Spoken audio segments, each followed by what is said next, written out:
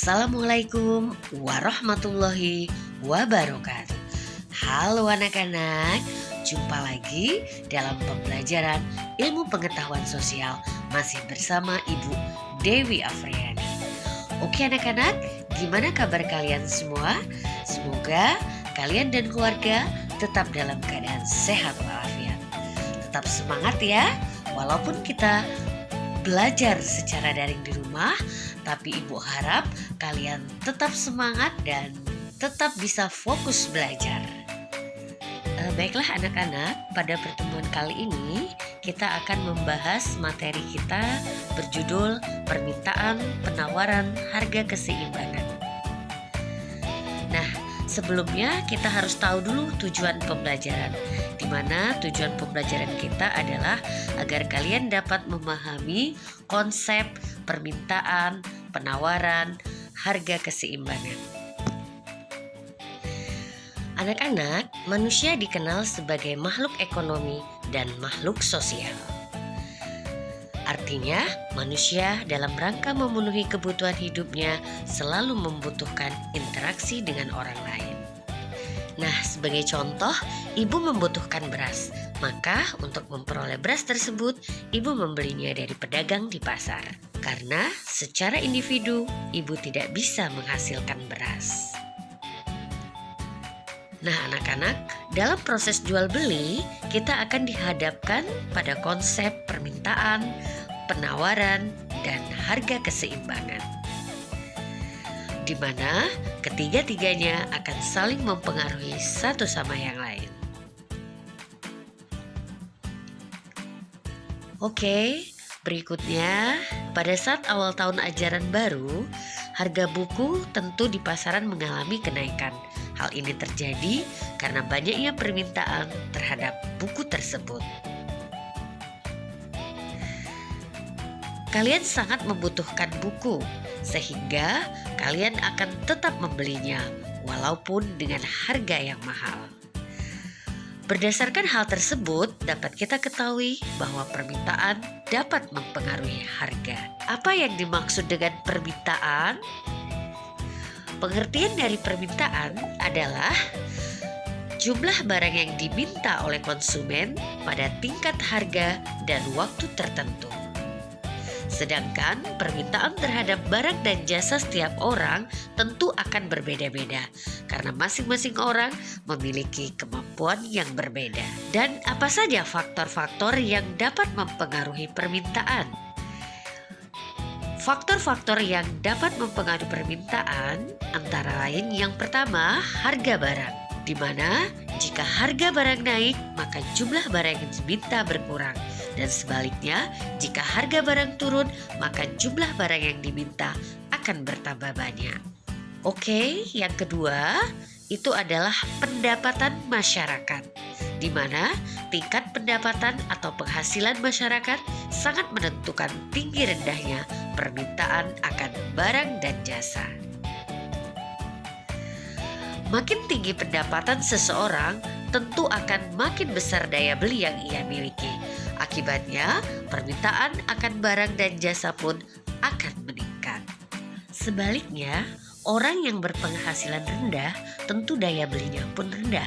Akibatnya, permintaan terhadap barang dan jasa menurun. Faktor yang ketiga adalah selera masyarakat. Selera masyarakat tentu sangat mempengaruhi permintaan. Apabila orang tersebut sangat menyukai suatu barang, walaupun harga barang tersebut mahal, tentu pembeli tidak menghiraukan adanya kenaikan harga. Sebaliknya, apabila selera masyarakat terhadap barang tersebut rendah, maka permintaan terhadap barang tersebut juga rendah. Faktor yang keempat adalah kualitas barang. Pada umumnya, orang menghendaki barang yang berkualitas baik. Jadi, semakin tinggi kualitas suatu barang, maka permintaan orang terhadap barang tersebut juga semakin besar.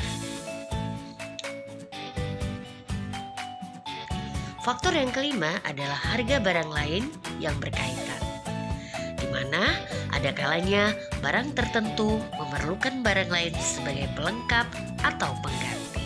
Misalnya, sebagai bahan bakar Pertalite lebih murah daripada Pertamax, maka tentu orang akan beralih dari Pertamax ke Pertalite. Sehingga permintaan akan Pertalite akan meningkat dan permintaan terhadap Pertamax akan menurun. Faktor yang keenam adalah jumlah penduduk, di mana semakin besar jumlah penduduk, maka permintaan terhadap suatu barang dan jasa juga akan meningkat. Misalnya, keluarga yang semula hanya terdiri dari suami istri, kemudian ia memiliki anak, maka kebutuhan akan pangan pun mengalami peningkatan. Faktor ketujuh adalah ramalan masa depan. Mana misalnya pada saat pemerintah mengumumkan akan terjadi kenaikan harga BBM, maka sebelum hari penetapan kenaikan tersebut, masyarakat berbondong-bondong membeli BBM, sehingga terjadi antrian yang sangat panjang. Oke anak-anak, sekarang apa yang dimaksud dengan hukum permintaan? Hukum permintaan menerangkan sifat hubungan permintaan barang dan jasa dengan harganya. Bunyi hukum permintaan adalah semakin rendah harga suatu barang, maka semakin banyak jumlah barang yang diminta.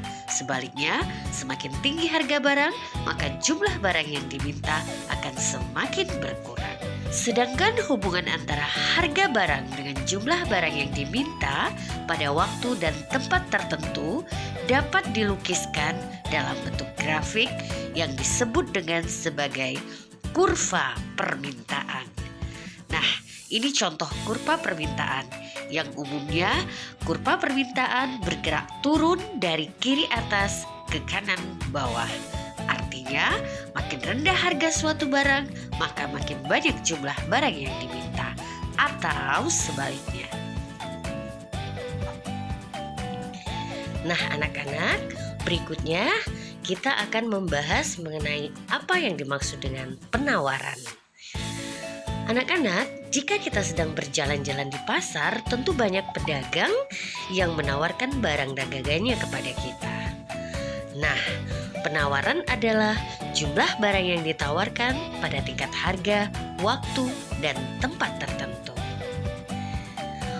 Faktor-faktor yang mempengaruhi penawaran adalah yang pertama, biaya produksi, di mana yang dimaksud biaya produksi adalah semua biaya yang dikeluarkan oleh produsen untuk pengadaan barang dan jasa.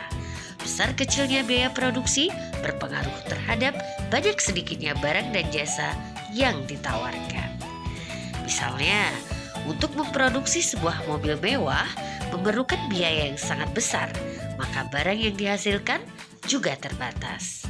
Sehingga penawaran barang mewah tidak sebanyak penawaran barang lainnya. Faktor yang kedua adalah teknologi, di mana kegiatan produksi yang hanya mengandalkan tenaga manusia menghasilkan jumlah barang yang terbatas. Sedangkan kegiatan produksi yang menggunakan tenaga mesin tentu akan menghasilkan barang dalam jumlah yang besar. Faktor ketiga adalah harapan akan mendapatkan laba. Dengan harapan memperoleh laba yang banyak, maka produsen berlomba untuk meningkatkan produksinya dan memperluas serta mengembangkan usahanya untuk memperoleh keuntungan yang besar. Oke anak-anak, faktor keempat, faktor-faktor non-ekonomi, yaitu faktor seperti bencana alam, larangan impor, kebijakan pemerintah yang sangat berpengaruh kepada penawaran. Oke anak-anak, sekarang apa yang dimaksud dengan hukum penawaran?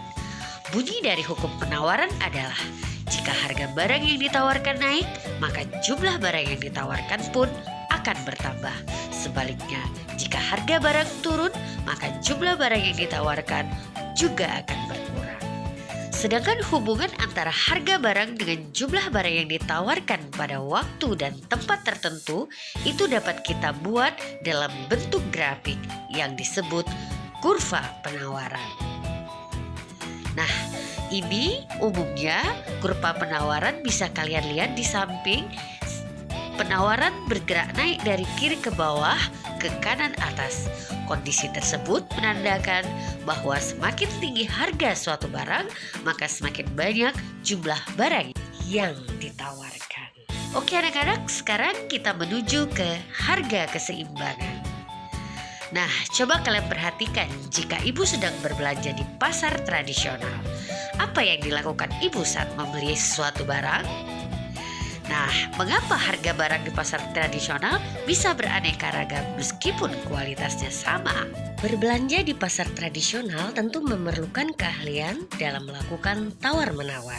Nah, anak-anak, hal ini disebabkan pembeli memiliki kesempatan untuk menentukan harga suatu barang melalui proses tawar-menawar secara langsung dengan si penjual. Dari proses tawar-menawar tersebut, nampak adanya kesepakatan di mana pembeli berusaha menurunkan harga yang ditawarkan oleh penjual, sedangkan penjual berusaha mempertahankan harga yang ditawarkan sehingga akhirnya ditemukan titik temu harga tertentu sebagai hasil kesepakatan penjual dan pembeli. Harga yang disepakati itulah yang kita sebut dengan harga keseimbangan.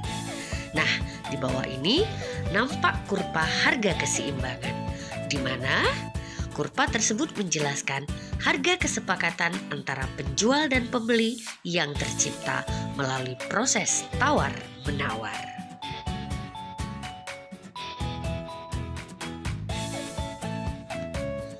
Nah, anak-anak, demikianlah materi kita hari ini mengenai permintaan, penawaran, dan harga keseimbangan.